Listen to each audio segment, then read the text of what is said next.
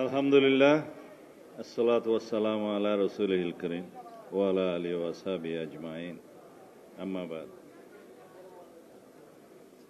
মঞ্চে উপবিষ্ট হযরত উলামায়ে কেরাম, জাতীয় নেতৃবৃন্দ,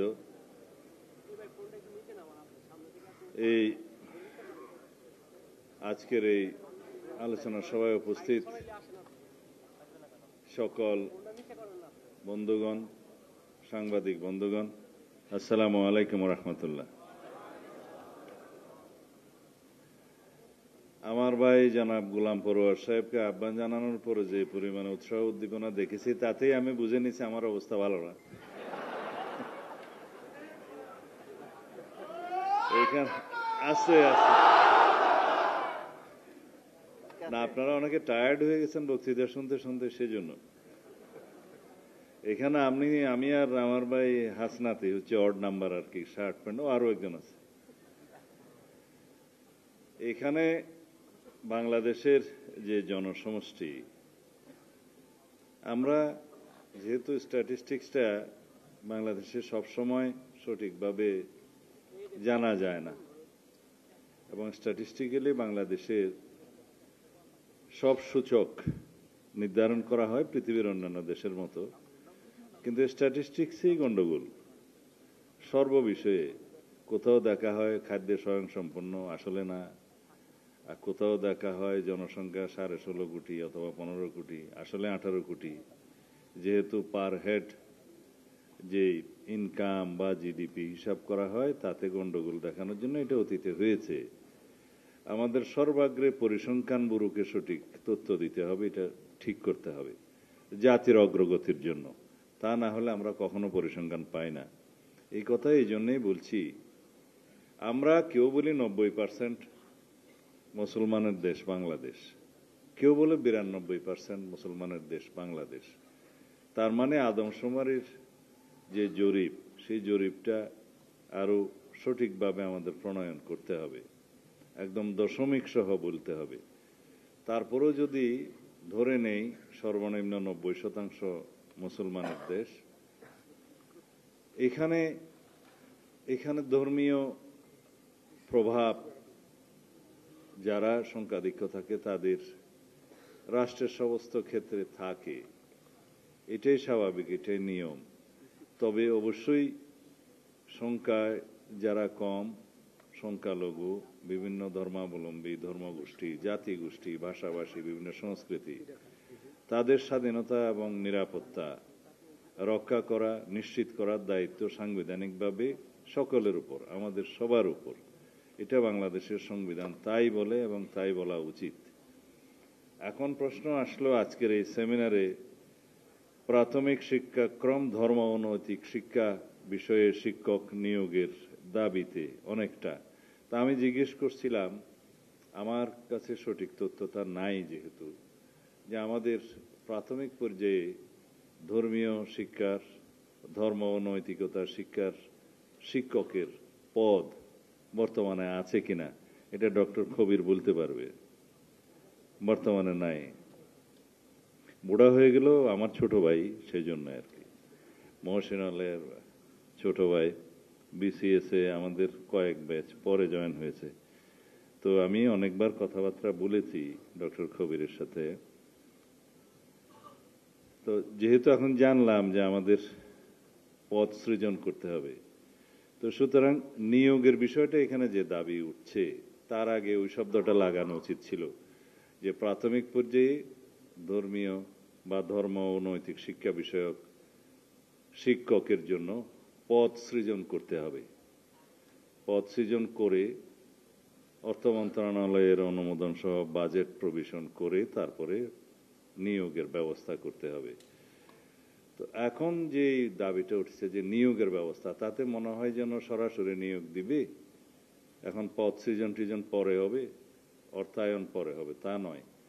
প্রকৃতপক্ষে যারা সরকার পরিচালনা করেছে অথবা করবে এবং পার্লামেন্টের অভিজ্ঞতা আছে, তাদেরকে এই ভাষায় কথা বলতে হবে। যদি আমাদেরকে সরকার পরিচালনার বা রাষ্ট্র পরিচালনার দায়িত্ব আল্লাহ রাব্বুল আলামিন দেয়, জনগণ দায়িত্ব দেয়, তবে আমরা বাংলাদেশে শতকরা 90% মুসলমানের দেশে ধর্ম ও নৈতিকতা শিক্ষার জন্য প্রাথমিক পর্যায়ে পদ সৃজন করে সেখানে নিয়োগের ব্যবস্থা করব ইনশাআল্লাহ। সেই ক্ষেত্রে সকলেরই সহযোগিতা প্রয়োজন, জাতির ঐক্য প্রয়োজন। এখানে প্রশ্ন আসবে, যারা শতকরা 10% জনসমষ্টি, তাদের বিষয়ে কি বক্তব্য থাকবে? আমরা যখন হাই স্কুলে পড়তাম, আমার স্মরণে আছে আমাদের ব্যাকরণ সহ একটা আরবি বই ছিল এবং ধর্ম শিক্ষার জন্য একজন বড় হুজুর ছিলেন। এখন আমার মনে পড়ছে সেটা ধর্মীয় শিক্ষক হিসেবে নিয়োগপ্রাপ্ত ছিলেন নাকি এমনিতেই একজন বড় হুজুর থাকতেন যিনি ক্লাস নিতেন। তবে দিনিয়াত নামে একটা পুস্তক ছিল, আমাদেরকে সেটা ম্যাট্রিক পর্যন্ত পরীক্ষাতে আমাদের সেই বিষয়ে ধর্মশিক্ষা বিষয়ে পরীক্ষা দিতে হয়েছে 100 নম্বরের। এখন আছে কিনা আমি সঠিক জানি না, এটা আমার অজ্ঞতা। যদি প্রাইমারি লেভেলে থাকে অবশ্যই উচ্চ মাধ্যমিক লেভেলেও থাকতে হবে ধর্মশিক্ষার ধর্মীয় শিক্ষক। আছে? নাই। এখন বাকি শিক্ষা, বাকি 10% জনসমষ্টির তাদের কি হবে? দেখা যায় কোনো কোনো বিদ্যালয়ে তাদের সংখ্যা হয়তো 10%-এর কম। আর এটা আমাদের দেশে যেহেতু হিন্দু ধর্মাবলম্বীদের, সনাতন ধর্মাবলম্বীদের সংখ্যা সেই 10%-এর মধ্যে বেশি, অনেকে বলে এটা 7 to 8%, তারও বেশি হতে পারে। বাকি খ্রিস্টান, বৌদ্ধ এবং অন্যান্য ধর্মাবলম্বীদের সংখ্যা আর একটু কম। সেই বিবেচনায় ধর্মীয় নৈতিক শিক্ষার শিক্ষক যদি প্রত্যেক বিষয়ভিত্তিক নিয়োগ দিতে হয়, সেটাও আলোচনা করেই করতে হবে। আমরা কাউকে বঞ্চিত করতে পারবো না, সেটা শিক্ষার্থীর সংখ্যার ভিত্তিতেই সেটা নির্ধারণ করা উচিত হবে সমতা বজায় রাখার জন্য। সেটা পরে আলোচনা হবে। আজকের জন্য যা বলতে পারি, নীতিগত কথাগুলো একটু পরে বলবো। সিদ্ধান্তমূলক কথা বা আমাদের প্রতিশ্রুতিমূলক কথাগুলো আগে বলি। যদি আমরা রাষ্ট্র পরিচালনার দায়িত্বে নিয়োজিত হতে পারি জনগণের সমর্থনে, মহান আল্লাহ রাব্বুল আলামিনের রহমতে, তাহলে আমরা প্রাথমিক পর্যায়ে ধর্ম ও নৈতিকতা বিষয়ে শিক্ষক নিয়োগের জন্য পদ সৃজন এবং নিয়োগের ব্যবস্থা নেব ইনশাআল্লাহ। কেউ তো তালি দিল, কেউ তো এগ্রিড হল। যে বিষয়ে কথা বলতে আসলাম সেই বিষয়ে প্রতিশ্রুতি দেওয়ার পরে যদি ঠান্ডা থাকে তাহলে কিভাবে হবে?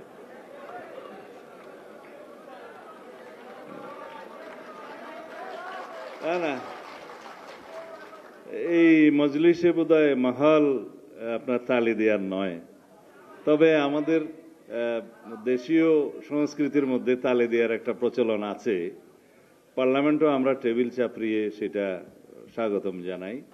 এটা হচ্ছে প্রচলিত রীতি। যাই হোক, আমি বুঝে নিয়েছি এখানে সবই হযরত উলামায়ে কেরাম, আমি হয়তো এখানে একমাত্র বাঙাল, সেই জন্য হইতে পারে। যাই হোক, নীতিগত কথা হচ্ছে যে এই জাতি ধর্মীয় এবং নৈতিক মূল্যবোধের উপরে দাঁড়িয়ে থাকে, সেই জাতি কখনো পরাধীন থাকে না। যেই জাতি অধিকার করার জন্য, যেই জাতিকে অ্যাগ্রেশন করার জন্য, ইংরেজি শব্দগুলো সোজা, যেই জাতির উপরে হেজিমনি ক্রিয়েট করার জন্য, মানে আধিপত্য বিস্তার করার জন্য প্রথমে তাকে নীতি নৈতিকতায়, শিক্ষায়, সংস্কৃতিতে আঘাত করতে হয়। সেটা আমরা আঘাতপ্রাপ্ত হয়েছি অতীতে। বিগত 15 বছরে আপনারা কয়েকটি সংগঠনের কথা বললেন, আমি উচ্চারণ করব না। তার মধ্য দিয়ে আমাদেরকে প্রাথমিক এবং হাই স্কুল লেভেলে বিভিন্নভাবে শিক্ষার্থীদের মধ্যে দূষণ ছড়ানো হয়েছে অপসংস্কৃতির, এবং বিভিন্নভাবে এটা ধর্মীয় আধিপত্য, সাংস্কৃতিক আধিপত্য বিস্তারের চেষ্টা করা হয়েছে, যাতে জাতিকে গোড়া থেকেই ধ্বংস করে দেয়া যায়। তার বিপরীতে আমাদেরকে নৈতিক শিক্ষা, ধর্মীয় শিক্ষা, সামাজিক মূল্যবোধ এগুলো প্রতিষ্ঠা করতে হবে প্রাইমারি লেভেল থেকে সর্বপর্যায়ে। তাহলেই পরে আমরা জাতিগতভাবে শক্ত ভিত্তির উপরে, মূল্যবোধের ভিত্তির উপরে, ধর্মীয় মূল্যবোধের ভিত্তির উপরে, সামাজিক মূল্যবোধের ভিত্তির উপরে, পারিবারিক মূল্যবোধের ভিত্তির উপরে আমরা দাঁড়িয়ে থাকতে পারব। নীতি নৈতিকতাহীন অপসংস্কৃতিতে নিমজ্জিত কোনো জাতি ধ্বংস হতে বেশি সময় লাগে না। বলা হয়ে থাকে কোনো জাতিকে যদি ধ্বংস করতে হয়, অ্যাটম বোমার চাইতে বেশি কার্যকর হলো যে সেই দেশের শিক্ষা ব্যবস্থাকে ধ্বংস করতে হবে। সেই জায়গায় আমরা প্রায় বোধহয় আক্রমণের শিকার হয়েছিলাম। এখন আমাদেরকে উদ্ধার হতে হবে। এই যে আমার ছোট ভাই বলে গেছে যে জিপিএ 5+, এই আরো কি কি বলে, গোল্ডেন 5, এগুলো দিয়ে বলা হয় যে এক লাইন হয়তো সে বলতে পারে না, বলে যে তুমি জিপিএ 5 পেয়েছো, এটার ইংরেজি বলো, বলতে পারে না, বিশ্ববিদ্যালয়ে ভর্তি হতে পারে না। এইভাবে শতকরা হারে, গড়পড়তা হারে পাশ দেখিয়ে আমাদের শিক্ষা ব্যবস্থাতে একটা ধস নামিয়ে দিয়েছে। এখান থেকে আমাদের মুক্তি পেতে হবে।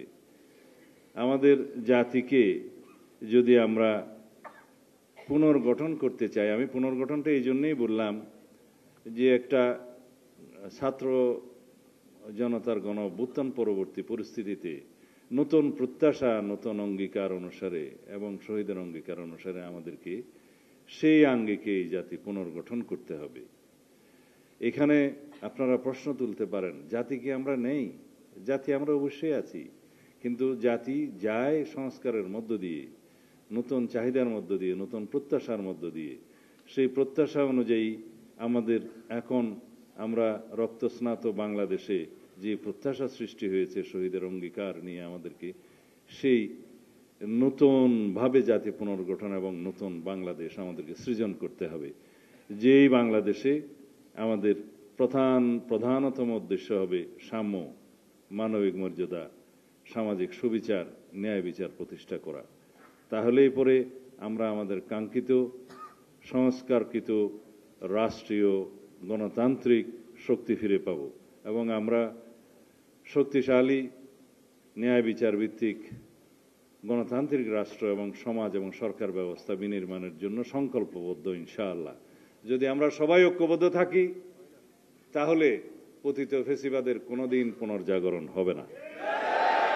যদি আমরা ফেসিবাদ বিরোধী জাতীয় ঐক্যকে সমুন্নত রাখি, ইনশাআল্লাহ বাংলাদেশে ফেসিবাদের কোনোদিন উৎপত্তি এবং উৎপাত দুটোটাই হবে না। আমরা যদি ঐক্যবদ্ধ থাকি, এই জাতিকে আমরা আমাদের কাঙ্ক্ষিত উন্নতির দিকে, সমৃদ্ধির দিকে নিয়ে যেতে পারবো ইনশাআল্লাহ। সেই জাতি হবে ধর্মীয় মূল্যভিত্তির উপরে দাঁড়িয়ে, শক্ত ভিত্তির উপরে দাঁড়িয়ে, সামাজিক মূল্যবোধের উপরে দাঁড়িয়ে এবং গণতান্ত্রিক সংস্কৃতির উপর দাঁড়িয়ে একটি শক্তিশালী রাষ্ট্র। আমরা সেই দিনের অপেক্ষায় আছি ইনশাআল্লাহ। আমি আমার বক্তব্য আর লম্বা করতে চাই না, শুধু আপনাদের কাছে অনুরোধ রাখবো যেন আমাদের সকল গণতান্ত্রিক শক্তিগুলোর মধ্যে ঐক্য থাকে, সেই প্রার্থনা আমরা করি। আমরা আমাদের মধ্যে যেন বিভক্তি সৃষ্টি করে ফেসিবাদকে সুযোগ এনে না দেই। সেই আল্লাহ রাব্বুল আলামিন আমাদের সেই প্রার্থনা কবুল করুন, আমিন। খোদা হাফেজ। আসসালামু আলাইকুম ওয়া রাহমাতুল্লাহ। আলহামদুলিল্লাহ, আমরা আমাদের অনুষ্ঠানের শেষ